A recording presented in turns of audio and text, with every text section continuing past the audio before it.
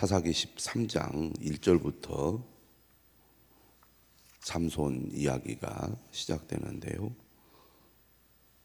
1절에 보면 이스라엘 자손이 다시 여호와의 목전에 악을 행하였습니다.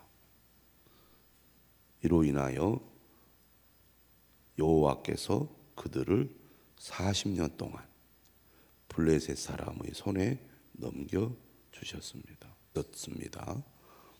이때 소라 땅의 단지파의 가족 중에 마노아라는 사람에게 하나님의 사자가 나타나시죠. 다른 사사들과 달리 삼손 이야기에는 삼손의 수태 예고 이야기가 있습니다. 내용을 읽어보면 마치 예수님께서 태어나실 때 수태 예고를 했던 이야기와 매우 비슷하다는 것을 느끼게 됩니다. 또 이 마노아 가정의 이야기는 임신하지 못하는 아내가 있었습니다. 이 이야기도 있지 않습니까? 마노아라는 가정에 그의 아내가 임신하지 못함으로 출산하지 못하고 있을 때 여호와의 사자가 그 여인에게 나타났습니다. 마리아에게 천사가 나타났듯이 여호와의 사자가 마노아의 아내에게 나타났는데 뭐냐면 네가 본래 임신하지 못함으로 출산하지 못하였으나 이제 임신하여 아들을 낳을 것이다. 특별한 사건이죠. 하나님의 사자가 나타나서 임신을 하게 될 것을 예고한다는 것은 그가 낳는 아들이 보통 아들이 아니라는 것을 알 수가 있습니다. 왜냐하면 너는 삼가 포도주와 독주를 마시지 말며 어떤 부정한 것도 먹지 말지니라. 이 말은 마노아의 아내에게 하는 말이죠.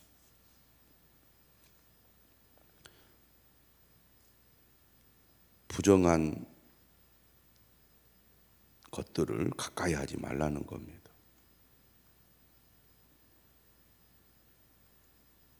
그가 낳은 아이가 특별한 아이라는 얘기죠. 그리고 아들을 낳게 될 텐데 그 아들에게 그 머리 위에 삭도를 대지 말라고 명령을 합니다. 이유는 태에서 나옴으로부터 하나님께 바쳐진 나실인이 되기 때문이라고 말을 하고 있습니다. 나실인은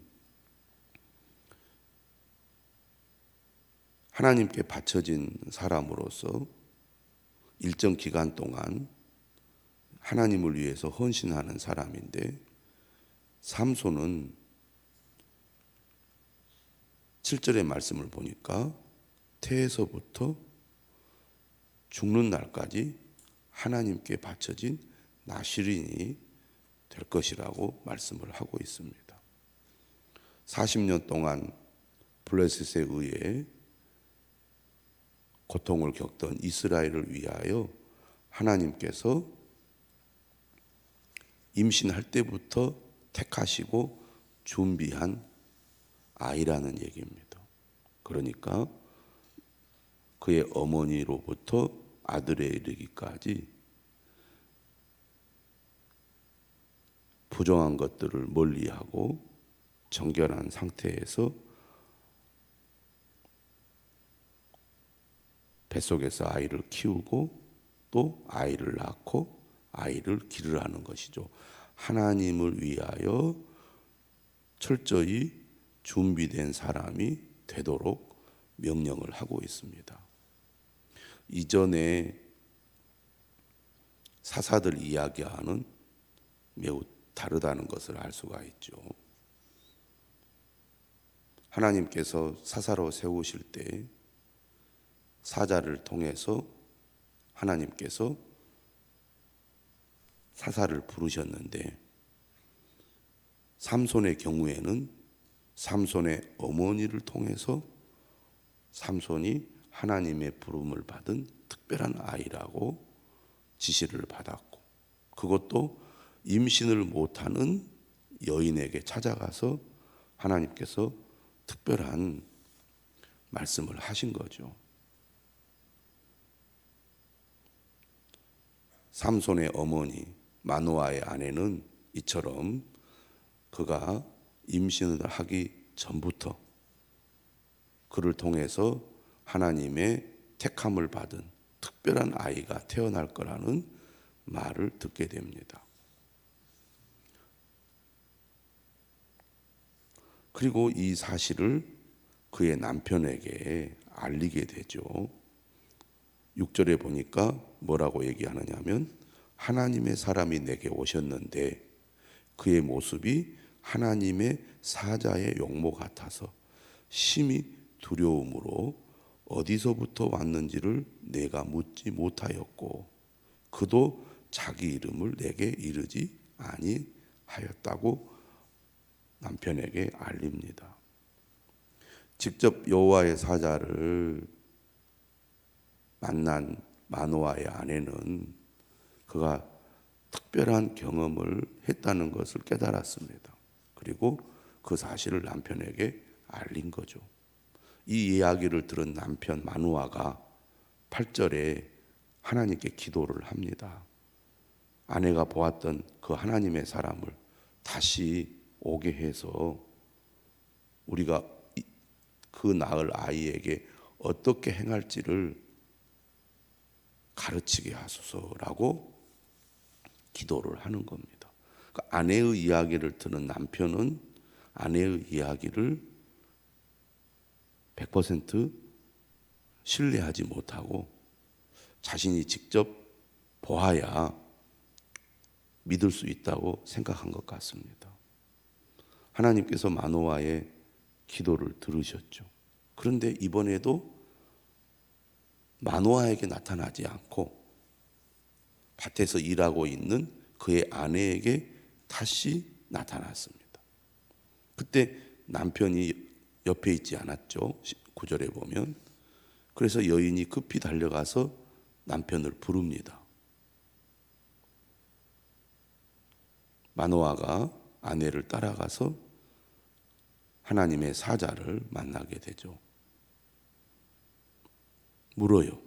당신이 이 여인에게 말씀하신 그 사람입니까? 내가 그 사람이다 라고 말합니다. 자, 여기서 우리가 보면 마노아와 그의 아내를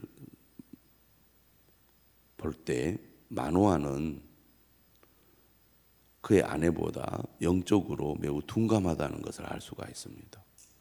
마노아의 아내는 여호와의 사자를 보고 그의 말을 들었을 때, 이 사람이 보통 사람이 아니고 하나님의 사람이라는 것을 금방 알아챘어요.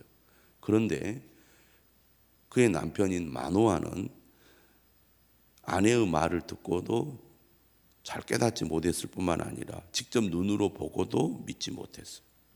반신반의하고 있는 겁니다. 그러니까 영적으로 매우 둔감하다는 것을 알 수가 있어요.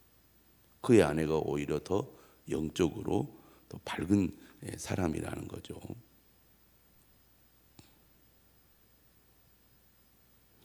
하나님의 사자가 그의 아내 마노아의 아내에게 했던 말을 다시 전달을 합니다. 14절에 내가 그에게 명령한 것은 다 지켜라 이렇게 말을 하게 됩니다. 자, 이때 이제 오늘 본문으로 넘어가죠. 마노아가 여호와의 사자에게 말을 합니다. 구하옵나니 당신은 우리에게 머물러서 우리가 당신을 위하여 염소 새끼 하나를 준비하게 하소서. 오늘 본문 이야기는 하나님의 사자가 사사 기드온에게 나타나서 했던 그 장면과 매우 비슷하다는 것을 알 수가 있어요. 기드온은 어떤 사람이었습니까? 잘 믿지 못하고 의심하는 사람이었죠. 그래서 정말 하나님께서 내게 말씀하신 것이 맞는지 그것을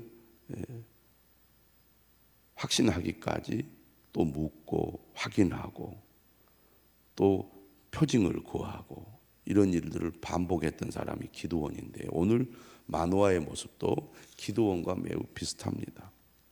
여전히 믿지 못하고 신뢰하지 못하는 모습을 보이고 있습니다. 여호와의 사자가 마노아에게 말하죠. 네가 비록 나를 머물게 하나 내가 네 음식을 먹지 아니하리라. 번제를 준비하려거든 마땅히 여호와께 드릴지니라. 예배는 하나님께 드리는 거죠. 자신은 하나님의 사자입니다. 그러니 마땅히 하나님께 드려야 된다고 여호와의 사자는 마노아에게 말하고 있죠. 하지만 마노아는 자신의 눈앞에 있는 그 사람에게 더 집중하고 있습니다. 그러면서 사사기는 뭐라고 여기다가 설명을 붙였냐면 그가 여호와의 사자인 줄을 마노아가 알지 못했다고 말합니다. 그러니까 하나님이 보낸 사자인데 천사인데 마노아는 그가 하나님의 사자인 줄도 알지 못해요. 직접 만나서 하나님의 메시지를 들으면서도 하나님의 사자인 줄 알지 못하고 그를 찾아온 손님을 잘 대접하려고 하는 거죠. 당시 중동의 문화가 손님이 오면 정성을 다해 접대하는 문화가 있었기 때문에 마노아는 지금 이 여호와의 사자에게 염소 새끼 하나를 준비해서 대접을 하려고 합니다. 마노아가 또 물어요. 17절에 당신의 이름이 무엇이냐고. 당신의 말씀이 이루어질 때 우리가 당신을 존귀 여기리이다. 그러니까 지금 여호와의 사자가 마노아에게 당신의 아내가 아들을 낳을 거다. 그러니 모든 것을 삼가서 포도주나 독주를 마시지 말고 어떤 부정한 것도 먹지 말아라. 몸조심해라. 이런 얘기잖아요. 이것을 하나님의 사자가 알려준 말로 생각하지 않고 어떤 특별한 사람이 자기 아내에게 하는 얘기로 그는 받아들이고 있다는 얘기입니다. 그래서 당신 이름이 무엇이냐? 정말 당신 말대로 된다면 내가 당신을 특별하게 존귀하게 여기겠다. 이렇게 얘기하는 거예요. 어떤 사람이 귀한 손님이 지나가다가 당신의 아내가 아들을 낳을 거다. 얼마나 특별하게 여겨졌겠습니까? 영적인 눈이 닫혀 있고 인간적인 그런 눈만 뜨여 있기 때문에 하나님의 사자를 보고도 하나님의 사자인 줄 알아채지 못하고 있는 거죠. 그러자 여호와의 사자가 말합니다. 어찌하여 내 이름을 묻느냐? 내 이름은 기묘자라. 기묘자라는 것은 놀랍다는 뜻을 가지고 있습니다. 놀라운. 매일 성경에도 설명을 했는데요. 왼편에 보면 기묘라는 말은 이해를 넘어서는 것 이렇게 설명을 달았습니다. 이해할 수 없는, 이해를 넘어선 놀라운 자라는 거죠. 그러자 마노아가 염소 새끼와 소제물을 가져다가 바위 위에 여호와께 드렸습니다. 기드온이 했던 행동과 비슷하죠. 이때 이적이 일어난 겁니다. 마노아와 그의 아내가 무엇을 봅니까? 불꽃이 제단에서부터 하늘로 올라가고 동시에 여호와의 사자가 제단 불꽃에 휩싸여 올라갑니다.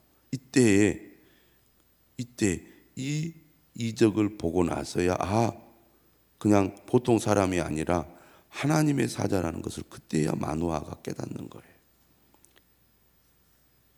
21절에 보면 20절 끝에 보면 그들이 얼굴을 땅에 대고 엎드리죠. 그리고 그 불꽃과 함께 여호와의 사자가 사라지면서 다시 나타나지 않으니까 그제야 그가 여호와의 사자인 줄 알았다는 겁니다. 그러니까 이 마노아가 얼마나 영적으로 둔감한 사람인지 알 수가 있어요. 말씀을 깨닫지 못하고 상황을 잘 파악을 하지 못하니까 지금 하나님께서 자기를 통해서 무슨 일을 하려고 하는지를 제대로 알지 못하는 거예요. 오늘날에도 그런 경우들이 많습니다. 교회를 다니고 주님을 믿고 예배를 드리고 신앙생활을 해도 영적으로 깨어있지 않으면 잘 분별을 못하고 하나님의 뜻이 무엇인지 잘 모르는 상태에서 마노아처럼 행동하는 경우가 참 많습니다. 그리고 자신이 그런 상태에 있는 것조차도 잘 몰라요. 남자들이 많이 그런 것 같아요. 그래가지고 지금 마노아가 두려움에 휩싸입니다. 두려움에. 기드온도 똑같이 그랬어요. 두려움에 휩싸였어요. 전혀 상대가 누군지 몰랐다가 그가 여호와의 사자인 줄 알게 되니까 두려움에 휩싸였습니다. 두려움에. 영적으로 어두운 사람들이 나타내는 반응입니다. 이게. 그의 아내에게 뭐라고 얘기합니까? 우리가 하나님을 보았으니 반드시 죽으리로다. 기드온 때에는 여호와의 사자가 나타나서 죽지 않는다고 얘기를 해줬잖아요. 이제 누가 그의 역할을 하냐면 그의 아내가 그의 역할을 해요. 그 아내가 영적으로 더 밝은 여인이죠. 뭐라고 얘기하냐면 여호와께서 우리를 죽이려 하셨더라면 우리 손에 번제와 소제를 받지 아니하셨을 것이요. 두 번째, 이 모든 일을 보이지 아니하셨을 것이며, 셋째, 이제 이런 말씀도 우리에게 이르지 아니하셨으리라. 이 세 가지 이유를 대면서 죽지 않을 것이다. 영적인 분별력이 마노아의 아내에게 있습니다. 삼손 이야기의 시작, 출생예고를 다루고 있는 이 이야기에는 마노아라는 이름이 등장을 하지요. 그러나 마노아는 이름은 소개가 되는데 영적으로 보면 형편없는 사람이지만 오히려 이름이 소개가 되고 있지 않는 그의 아내는 오히려 영적으로 눈이 뜨인 여인입니다. 그래서 두려움에 사로잡혀 있는 마노아를 오히려 진정시키면서 하나님께서 우리 가정을 위하여 이 사자를 보내셨다는 것, 그것을 분명하게 깨닫게 해주고 두려워할 일이 아니라는 것을 남편에게 알려서 안심을 시키고 있는 겁니다.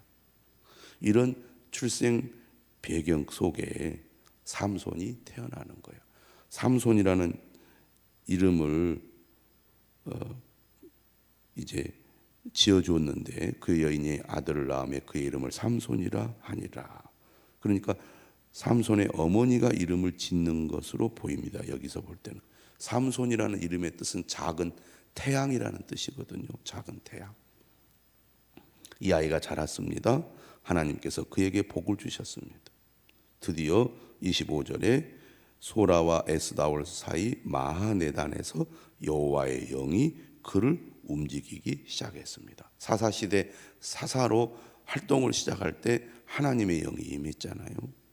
역시 삼손에게도 하나님의 영이 임한 겁니다. 그러니까 삼손은 블레셋에 의해 40년 동안이나 지배를 받고 있는 이스라엘 백성들을 위하여 하나님께서 준비한 사람입니다. 그리고 그는 태어날 때부터 나실인으로서 성장을 했습니다. 그러니 누구보다도 더 확실하게 하나님의 사람으로 쓰임 받을 수 있는 준비가 되어 있는 사람이라고 하겠습니다. 기대가 되지 않습니까? 야, 다른 사사들과 달리 삼손을 통해서 하나님께서 큰 일을 행하시겠구나, 이런 생각을 우리가 하게 되겠잖아요. 그러나 우리는 삼손 이야기를 잘 알고 있습니다. 얼마나 실망스러운지 모릅니다. 하나님의 선택을 받고 준비된 사람이라 할지라도 하나님의 말씀과 뜻을 따르지 않으면 그렇게 힘센 삼손도 하나님에 의해 제대로 쓰임받지 못할 수 있다는 것을 우리는 삼손 이야기를 통해서 배우게 됩니다. 오늘 말씀을 통하여 하나님께서는 어떤 분이신가, 이 어두운 시대 그의 백성들을 향한 사랑과 은혜를 결코 포기하지 않으시고 그들을 긍휼히 여기셔서 이스라엘을 도우시는 하나님, 그리고 이를 위하여 하나님의 사람을 준비하시는 하나님이십니다. 하나님의 뜻을 잘 분별한다는 게 얼마나 중요한지 오늘 마노아와 그의 아내의 이야기를 통해서 우리가 보게 됩니다. 그를 안내하시는데 우리가 잘 분별하여 하나님의 뜻이 무엇인지를 깨달을 수 있어야 되겠습니다. 그래야 하나님 앞에 쓰임 받는 사람이 될 수 있을 것입니다. 오늘 하루도 하나님께서 함께 하시고 은혜 주시기를 바랍니다. 기도하겠습니다.